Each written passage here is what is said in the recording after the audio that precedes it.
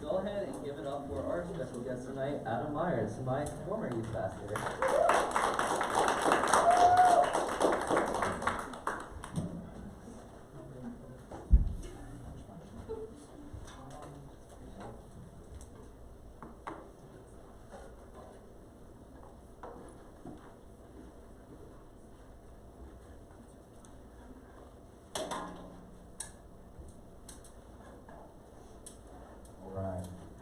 Through? Yes. Nice. All right. Hey, let's give it up for the band. Good job, guys. Let's go ahead and pray, and we'll jump into this thing. God, thank you so much for tonight and just this chance to be together in the house. Just ask that you would just speak now to us, that you would help us think, challenge what we believe, and help us to press closer into you, that in this moment, you would increase and I would decrease, and God, that you would just love on us. We're just kids that just need love from our Father tonight. We just thank you for that. In your name, amen. 86,400. That is the number of seconds you get in one day. 86,400. When you do the math, that breaks down to 1,440 minutes. Which breaks down to 24 hours in one day. Because that's all you got. You get today. You don't get tomorrow. You get right now. And so The biggest decision you have to make every morning that you wake up is, what are you going to do with your 86,400 seconds? The answer to that question, it's the question that nobody is asking. Nobody's asking, what are you doing with those times? Or what are you thinking about those seconds? And what you decide to do with those seconds, that answer is going to determine everything about you.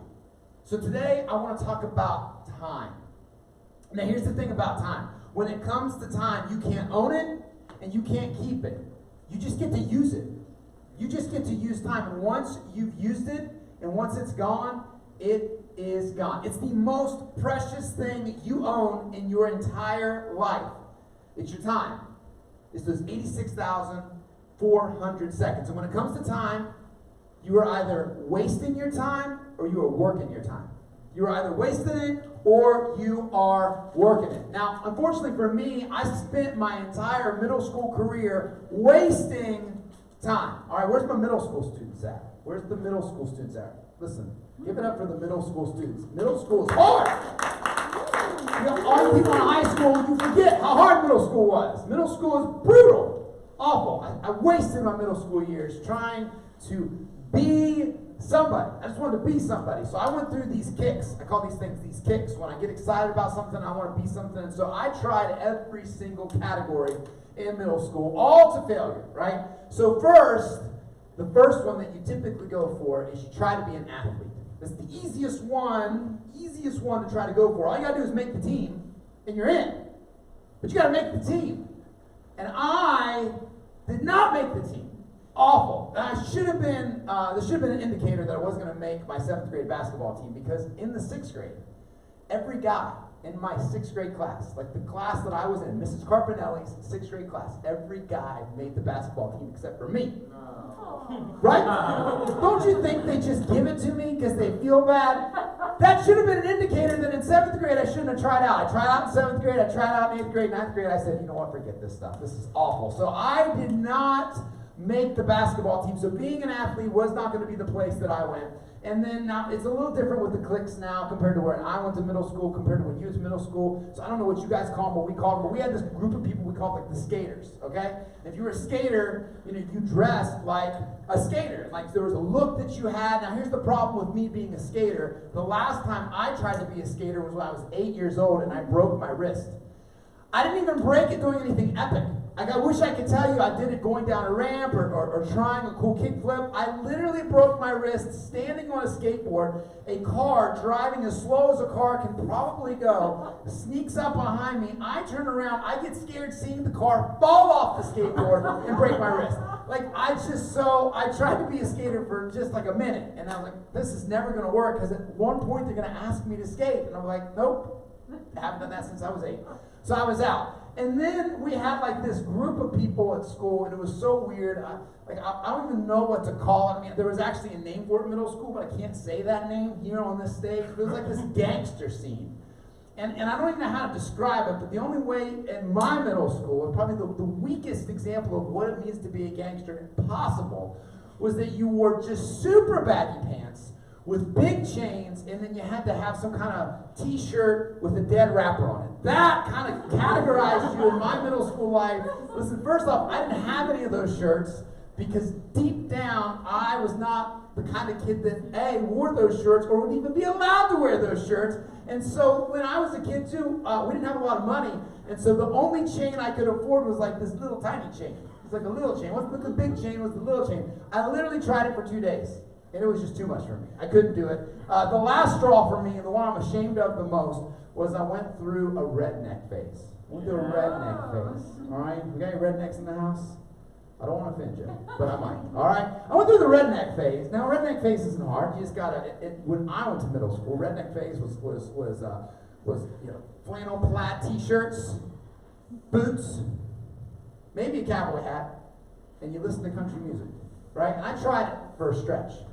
And so much so that when I was in middle school, my dad, he had a truck. And he said, son, one day you're going to have this truck. So I was like 13, so it's like 3 years from now I want to get this truck. So I really jumped on the redneck scene because I got a truck. Because if you're a redneck, you got a truck. Well, then literally the week later, my dad wrecked the truck. And when he wrecked the truck, he wrecked my redneck dreams. And I was done. I was done with it. I'm ashamed of it because, listen, I'm not a fan of country music. I'm not a fan of country music. Anybody love country music in the house? Where's my country music fans? That's what I think about country music. Maybe this discredits me as a speaker for the rest of the night. I think when sin entered the world, so did country music. That's how I feel about country music. Is anybody else with me about country music? Half the room is like, I like this guy. The other half the room says, I'm done listening to you. And that's why you can listen to country music. I'm just not going to listen to country music. So this is literally my career as a middle school student. I tried every single category I could try to fit in because I wanted to be somebody. I wanted my life to have meaning. Thankfully, I got out of middle school and realized that, life starts having meaning after middle school because you're just trying to survive middle school. It's rough. And so I say all that to say this. Everybody's chasing something. Everybody is chasing something. You're trying to take those 86,400 seconds and you're trying to do something with them. You're trying to make them meaningful. Because at the end of the day, you want your life to mean something. And at the end of a bunch of days, you really want your life to mean something. So whatever that looks like, the end of a school year, the end of a high school career, maybe the end of this thing called teenage years, like you want to be somewhere one day where you can look back and go, you know what, I did something. I'm not like everybody else. I didn't fall into these traps. Because I think deep down, that's got to be true of you. That you want your life to matter. You want to be different in the best way possible. You don't want to be like everybody else. And if you come from a home situation that's tough, you don't want to be like the people before you. You want your life to mean something. And so the question tonight is this. What are you doing with your 86,400 seconds? What are you chasing after? What are you pouring those seconds into? That's the question. You got to answer that question every day of your life. And you got to keep answering that question because as you change as a person, how you spend those seconds also changes. And you got to own those seconds because here's something you need to understand right now. If you don't own those 86,400 seconds, somebody's going to own them for you. They're going to step into your life and tell you who you should be, what you should do. And if you're not strong enough to own your time, someone's going to own it for you and they're going to determine your story. And I've been doing ministry a long time, and I can tell you that most of the people I talk to are in a really bad spot because somewhere along the line in their life, they gave up control of their story to somebody else. So if those seconds are so important, what do you do with them? What if it could be so specific that it was just a couple things you could do with your life that can make such a difference that it could drastically change, not just your life right now, current you, but what if it could change future you? Because there's a future you. There's somebody a year from now, 5 years from now, 10 years from now that's you. And they're going to be who they are because of the person you are today. And you got to own that. So what do? What if it could be simple? Well, I'm going to give you something that's a little simple, but it's hard. Because here's something you got to understand about life. The simple things are the hard things. The simple things are the hard things. So, asking the question, what can I do with my life that can be meaningful? We got to go to the most important person that ever walked the planet. All right? And so, we got to go to Jesus. Now, depending on where you are in this room and what your background is in church, you say the word Jesus and everybody's got a different opinion. But the reason why I'm telling you he's the most influential person to ever walk the planet Earth, that's not a church answer. That's a real historical answer. I'm telling you right now, he's been on this earth and he has done the things that he did 2,000 years ago. He walked this earth and people are still trying to figure out what to do with Jesus. They're still trying to figure out what to do with Jesus. People in the church and outside the church. And here's the thing that's interesting about Jesus and why you should be interested in Jesus is that everybody wants Jesus on their team. Everybody does. Very few people will say, I don't think we're really interested in anything that Jesus has to talk about. As a matter of fact, people will tell you that Jesus was a good guy, that he loved people, that he made a difference in people's lives, and every organization, every group wants Jesus on their team. You just got to do something with Jesus. I would say it's probably the most important decision. It is the most important decision you're ever going to have to make in your life. You're going to have to do something with Jesus. So Jesus was asked this question. And he gives us an answer that's really deep. So in Mark chapter 12, it says in verse 28 that there were some religious scholars listening to Jesus teach. And they came up to Jesus and they asked him this question: which is the most important of all the commandments? What's the most important thing you could do with your life, Jesus? Give us one. Now, they're asking Jesus, most likely because they're trying to trick him. Because at this point, there's a lot of important things you can do with your life. And at this point in time, to say one thing is more important than the other is considered wrong. But Jesus, he doesn't hesitate. He doesn't stand back. He instantly gives an answer because he knows what it is. He says this in verse 29. Jesus said, the first in importance is this. The most important thing you could do with your life, the most important thing you could do with your 86,400 seconds is this. The Lord your God is one. So love the Lord God with all your passion and prayer and intelligence and energy. You should love God with everything you have. The most important thing you could do with your life, first and foremost, is to love God with everything. That's it. Now, saying that, man, it is so much easier to say that than to live that, because there's some issues. The first issue is that we don't know what God looks like. We don't have a physical representation of God. And so God becomes a word that's awkward. It's like love. If I say the word love in this room, everybody's got a different idea of love. Your definition of love is typically what somebody has done to you, right? Good or bad. We're shaped by love. You are shaped by the acts of affection and the acts of perversion that have been done to you. So you say the word love, everybody has a different opinion about love because everybody's been loved differently. It's the same way with God. You say the word God, everybody's got a different opinion about God. There are some people in this room, I say the word God, that makes you feel good, that makes you feel warm, and that makes you feel safe. Others of you, I say the word God, that makes you feel angry, that makes you feel hopeless, that makes you feel awkward. And here's the reason why. We do with God what we do with everything. We project. This is what we do. We project. So we take the way that people have treated us and we project that on God. So for those of us in this room that has daddy issues or mommy issues or relationship issues, if somebody has loved you right or loved you wrong, what we typically do is go, well, that must be how God is because I can't see God, so I got to take the closest thing I got and I got to project that on there. And something I need you to understand is that God is not a reflection of the people in your life. He's the perfection of the people in your life. God is what we should be if we weren't so messed up. And it's really hard for us to understand that. So when I say something like this, you should love God with everything you got. He should get the most of your 86,400 seconds. Some of y'all will be looking at me going, I don't even know how to do that, A, because I don't even know who God is. I struggle with this thing called God. But yet there's something stirring inside of me that wants it. So I don't know what to do. That's a hard one. We're not going to be able to tackle that whole thing tonight. Let's go to the second one. The one thing you can control. One of the things I get from people all the time, we talk about a relationship with God, is this: I'm too busy for that. I got no time for that in my life. Listen, I'm just trying to get through math class and get to the summer, let alone trying to figure out what a relationship with God looks like. And here's something I want to tell you about being busy. This doesn't just work for God, but this works with everything in your life. You are not too busy. You are not too busy. That is such a lie. You get the same amount of time that everybody else gets. You get 86,400 seconds. You get what everybody else gets. It's not about being too busy in your life. It's about priorities. This isn't just about God. This is about everything in your life. This is about your family. This is about your friends. This is about your job. This is about your school, your sports. Anything that you are involved in or want to be involved in, you are not too busy. It's about priorities.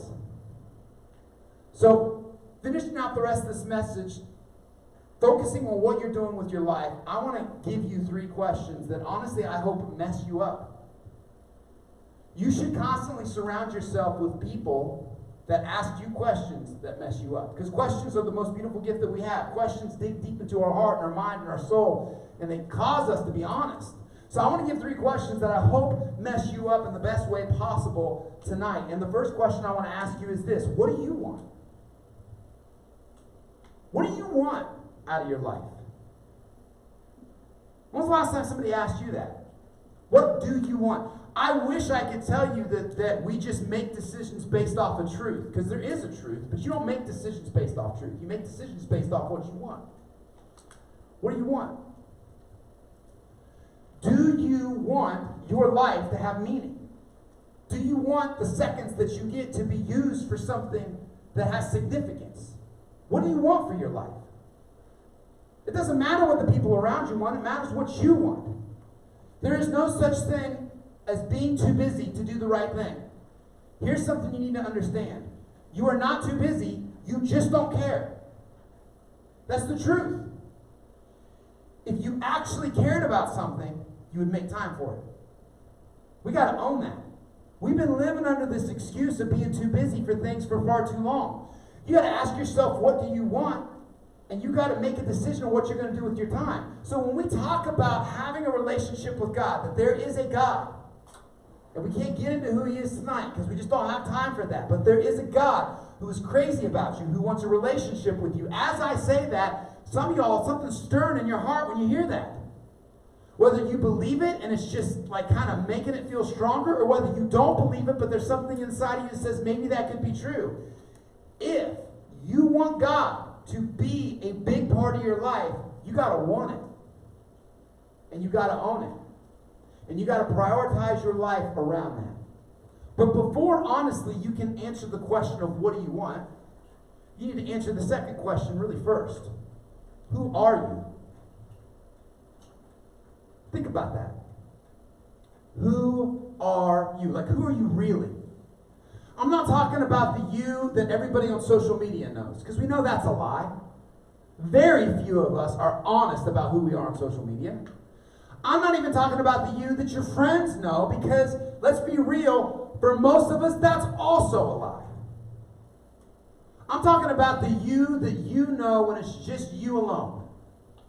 Who are you really? If you want to know who somebody really is, it's not hard. Just watch what happens when someone gets stressed. Watch what happens when the world squeezes in on somebody. Your heart, it's like a sponge. And everything you pour into your life goes into that sponge. And when you get squeezed, and everybody gets squeezed, life gets stressful, something unfortunate happens. Things are tough at home. Things are tough at school. You get dumped. You get squeezed. And when you get squeezed, just like a sponge, everything inside you comes out. So honestly, if I really want to know what you're about, all I got to do is watch you, because your life produces things. The reason why I'm bringing that up is I guarantee this past week, some of y'all been squeezed. Matter of fact, some of you were squeezed today. You went through something within the last 24 hours and some stuff came out of you, and either you're happy with that or you're not. Ever been there before? Ever go through a bad day and there's things that come out of you? And most of the time, right, it's not just stuff that comes out of my mouth. Most of the time it's stuff that I do to the people around me that I love. And you do it and you say it and you act on it, and then afterwards you're like, that was such a jerk move. Why did I do that? Why is that coming out of me? Because that's a part of who we are. We got to own what goes inside of us. We got to own the influences around us. You got to ask the question, who are you really? Because that's going to determine what you want. Because if you want your life to be better, right? If you want to be deeper in your relationship with God, there's some things you're going to have to change with who you are to get there. And I'm not just talking about God tonight. I say this all the time to our students at North. I'm never going to ever try to trick you into Jesus. Because if I can talk you into Jesus, I can talk you out of Jesus. So listen, if you're here tonight and you're like, I don't know how I feel about this God thing, that's okay. We can get there. But what I'm talking about is just good for life. If you want to be a certain place in your relationships, it's going to start with who you are. If you want to be a certain place in school, it's got to start with who you are. If you want to be a certain place with your family, it's going to start with who you are. You got to ask the question, who am I really? And I know who you are, and you know who you are, because it's what comes out when you're stressed. It's what comes out when you're having a bad day. Listen, nobody cares when you win. Being a winner doesn't mean anything. People care when you lose, because when you lose, it shows who you really are. Now, here's the great thing about losing. It's a reflection of who you are. It doesn't mean that has to be who you are. If you don't like what comes out when you get squeezed, you can change that. You can change that by determining what's going to happen inside you, the kind of person that you want to be. But you got to own that question. What do you want? Who are you really? And here's the third question, which I think is the most important question. Why? Why? Why are you that way? Why do you do what you want to do? Why do you want what you want? Why? You got to answer the why. It doesn't matter what you do. It really doesn't. Let me tell you, the only thing that lasts is the why. It's the why. Your why will drive everything that you do. So I'm going to throw a name out here. I'm going to see if anybody knows this name. Samuel Langley. Anybody know this name? It's a historical name. Anybody know this name, Samuel Langley? Nobody. There's a good reason why you don't know this name. And I'm going to explain it. It has everything to do with why. So in the early 20th century, there was one race that everybody was trying to win. And that was the race to get a plane in the air. Everybody was trying to get a plane in the air and fly. And so there's this guy named Samuel Langley. And he had everything you could possibly need to achieve this feat. Typically in business, when people talk about being successful or being failures, it goes down to three things. Not enough money, not the right people, not the right time. Anybody that ever fails in business fails because of one of those three things. Anybody that ever succeeds in business succeeds because of one of those three things. Samuel Langley in the early 20th century, he had all three. He was hired by the United States government to build a plane and fly it. They gave him $50,000, which to this day, that'd be worth about $1.5 million worth of money to build an airplane and fly it. He was on the board of directors at Harvard University, and he worked at the Smithsonian, which meant he was around the smartest people in the United States. He literally handpicked the most intelligent engineers in the country to build a plane and fly it. And it was the right time because the New York Times, the most prestigious newspaper in America, followed Langley everywhere, documenting this journey. Literally the whole country was reading about him every day, waiting to see when the day would be that he would fly an airplane in the air. Nobody knows about Samuel Langley. You know why? Because about 200 miles away from him in Dayton, Ohio, was two brothers named the Wright brothers. Anybody know who the Wright brothers are? We know who the Wright brothers are. Anybody don't know who the Wright brothers are, man, you slept through history this year, all right? I get it, COVID or whatever, but man, you got to pick up a history book. The Wright brothers had nothing. They had no money. They had a bicycle shop, and they paid for plane parts with the money they made off the bicycle shop. They had no help. They couldn't afford to pay people. They just had to get people to join them. And they had no press. Nobody followed them. Nobody cared about the Wright brothers. They didn't even know who they were. The Wright brothers were so determined to get an airplane in the air that it was said that every time they went out to fly the plane, they would bring 5 sets of parts, because that's how many times they were willing to crash the plane before they gave up and had to go on for the day. And then in December of 1903, the Wright brothers flew the first airplane. Nobody in America even knew about it until 2 days later, because hardly anybody was there to watch it. The Wright brothers were driven by a cause. They knew if they could get a plane in the air, it would change the world. Langley, he was driven by success. He just wanted to be rich. And we know that's true because the day the story broke and Langley found out that the Wright brothers flew a plane in the air, he quit. He quit. You get 86,400 seconds. That's all you get. You get today.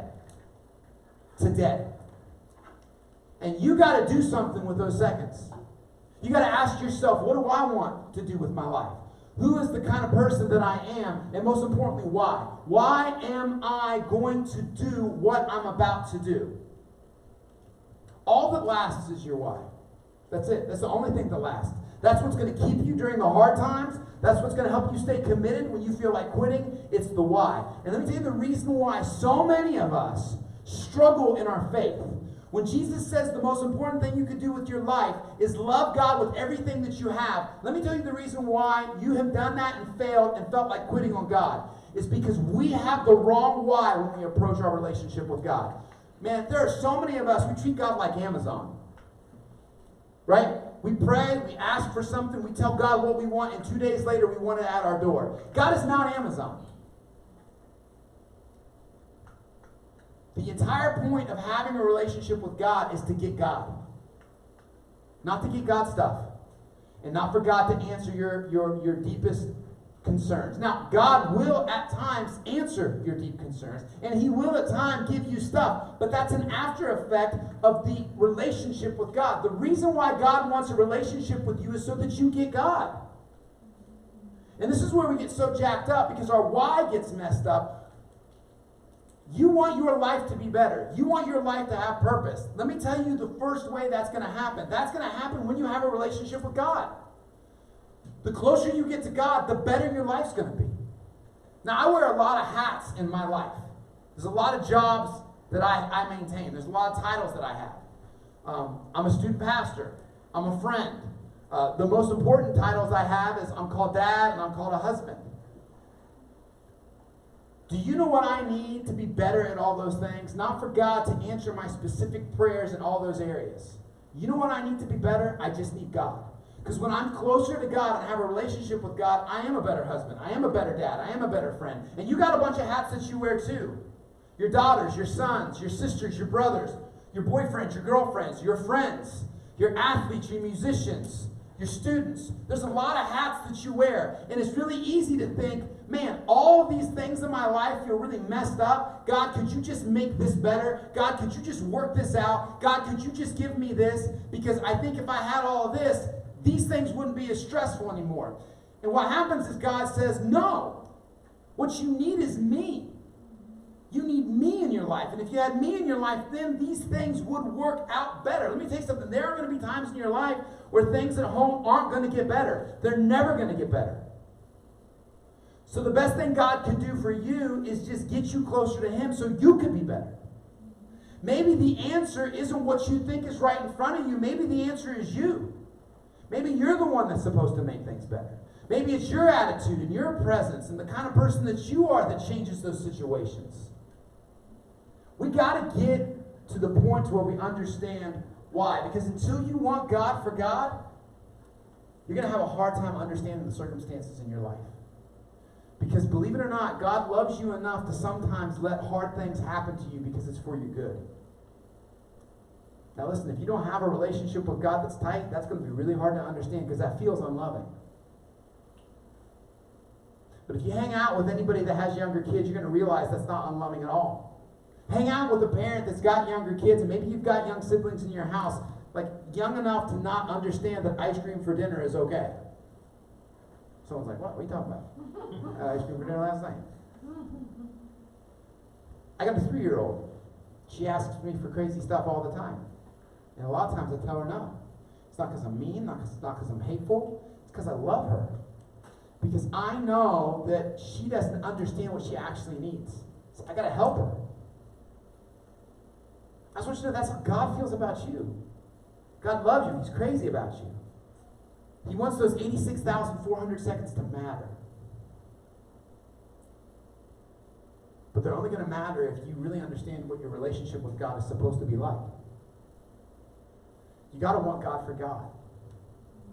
And that's got to be the why that drives your relationship. That's got to be the why that causes you to take those 86,400 seconds and to say, I want to love God with everything I got. I want to figure out how to know Him better. Because that's going to make me better. It's going to make my decisions better. It's going to make the situations around me better. So I want to close out with one last story of what it really takes to drive that why. Because it's one thing to know why, but it's a whole other thing to choose that why when things are tough. So there was this young kid who, he's like 20, and he really wanted to be successful. So he asked around town. He found out the most successful man lived at the corner at the end of town. And he showed up to his business and he walked in. He was bold and confident. And he said, word on the street is you are the most successful person in town, and I want to be successful just like you. What do I got to do to be successful? And the old man looked him up and down and says, well, if you really want to be successful, then I want you to meet me tomorrow at the beach at 5 a.m. Young man goes, 5 a.m.? Old man goes, 5 a.m. All right, I'll be there. 5 a.m. rolls around the next morning. Young man shows up in a 3-piece suit. $200. Shows up and looking around for the old man, and he sees him standing out on the edge of the water. It's so dark he can barely make him out. Young man says, "What are we doing at the beach? I thought you were going to teach me how to be successful." And the old man says, "How bad do you want it?" The young man says, "I want it more than anything in my life." He says, "Then come on out in the water with me." He goes, "I got a $200 suit on." I said, "All right." So he walks out, waist deep, suit's ruined, standing there in that old man in the ocean. The old man looks him in the face. He goes, "How bad do you want to be successful?" The young man says, "I want to be successful so bad." He goes, "Well, let's go." And they waded out to where the water was up to their neck. They can't even touch the ground of the ocean anymore. They're just kind of floating. The young man started to question every decision he's made to this point, thinking, "I've clearly chosen a crazy man, not a successful man. I have no clue what I'm doing out here in this water." Old man is screaming because the waves are so loud. He's wading in the water, and he's looking at the young man. He says, "How bad do you want to be successful? How bad do you want it?" The young man screaming back, "I want it more than anything." And at that, the old man grabs the young man. He puts his head underneath the water and just holds him there. The young man's like trying and struggling as he's working through the suit, trying to get his head above water. He can't do it. He can literally feel there's no more air left in his lungs. And it feels like at just the second that he's going to pass out, the old man pulls him up out of the water. The young man takes this big breath in. He's, cursing at the old man. Like, "What in the world? What are you doing? What's wrong with you?" And the old man grabs him by the shirt. And he said, "When you were under that water, what were you thinking about?" And the young man says, "I was just thinking about getting air. I was thinking about what it would have to do to try to get air in my lungs." And the old man says, "That's how you become successful. You got to want it more than you want air in your lungs." So I'm going to ask you one more time. What do you want? What do you want? Not what does your parents want for you? Not what does your friends want for you? What do you want? You get 86,400 seconds. That's all you get. That's it. Whatever you want, you got to want it more than you want air. Because if you don't, it's not going to work. I just want you to know there is a God that loves you, and He wants to be a part of that. He wants to be a part of those decisions. He wants to be a part of those 86,400 seconds. If you just let Him. Let me pray for you. God, I thank you so much for tonight. Thank you for this group. Thank you for letting them listen to me and share. That God, tonight we would be challenged and changed, that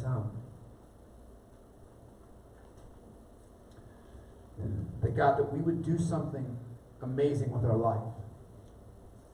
Every single person in this room is deserving of that. Not because of us, but because of you, Jesus. Because you gave your life for us on that cross. And you walked out of the tomb. And you defeated death and hell. And God, we get to live a life that's extraordinary because of your sacrifice. God, I just ask that you to help the students in this room understand that it doesn't matter that they're in middle school. It doesn't matter that they're in high school. It doesn't matter that they live in a world that doesn't take them seriously and doesn't expect anything out of them. God, you take them seriously. You expect a lot out of them. And they can make a difference today. But they got to want it and they got to own it. And most importantly, God, they got to let you in. And they got to let you be a part of this thing. So God, I ask that you help them now to do that as they're processing all the things that have been said. That maybe tonight something hit somebody. Maybe there was a question that messed somebody up tonight in the best way possible. God, we thank you for your love and your mercy and your grace. We just ask you just help us to be faithful with what you've given us tonight. In your name. Amen.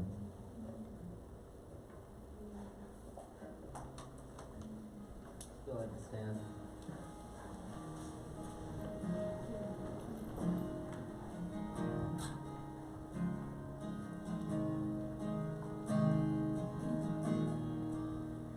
I am not what I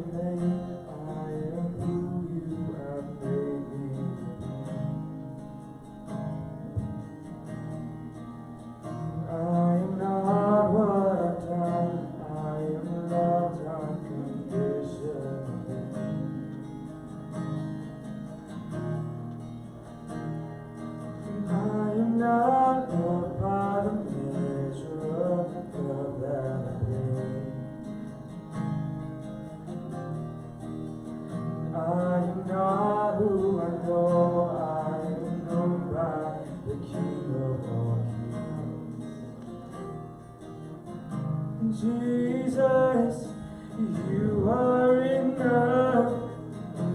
Jesus, you are enough for me.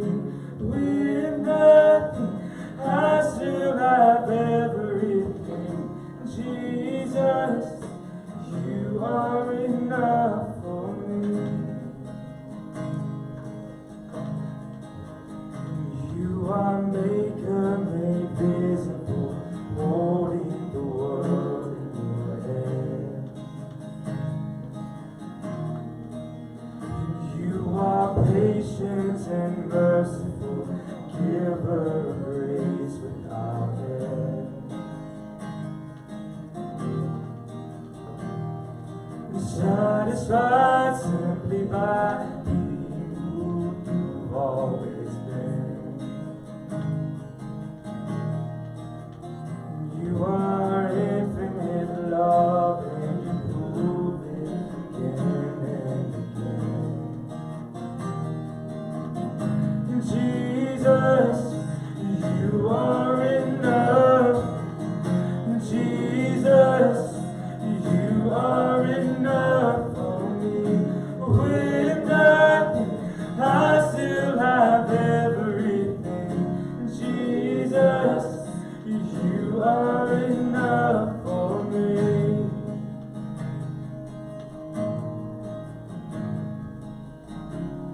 In you I am created. In you I am sustained. With you I'm resurrected. You overcame the grave. With you I stand in victory.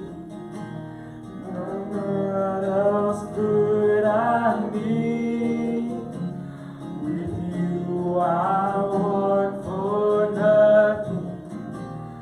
Jesus, my everything.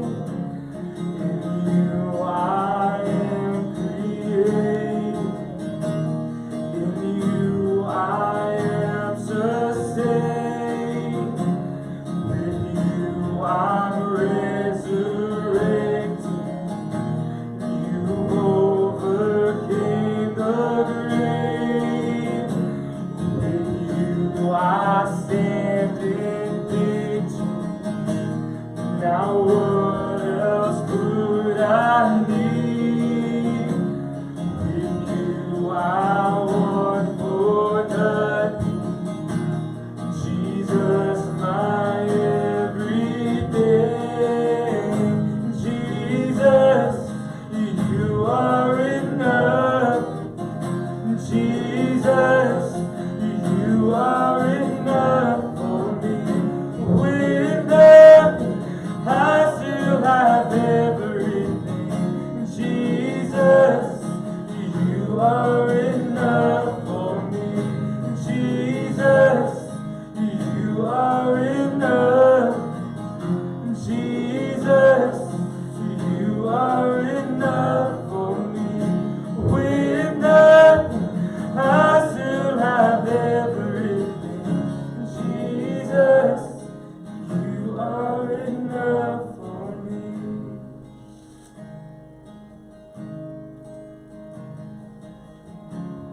In you I am created. In you I am sustained.